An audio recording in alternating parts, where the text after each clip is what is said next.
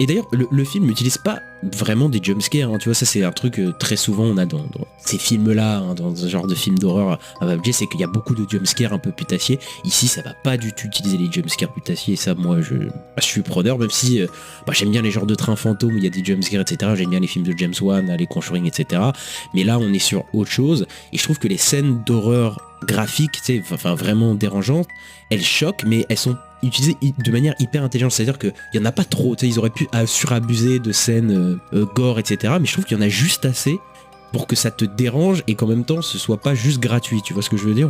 Oui, bah moi j'avais un peu peur de ça, j'avais peur qu'il faisait énormément de scènes graphiques et tout. Au final, il n'y en a pas tellement que ça, mais par contre, quand il y en a une, ouais, comme t'as dit, ça fait grincer les dents. Ouais, le moment où il lui donne le couteau avec la pastèque et qu'il commence à bouffer le couteau, t'entends, Ouais. tu vois, qui est en train de bouffer.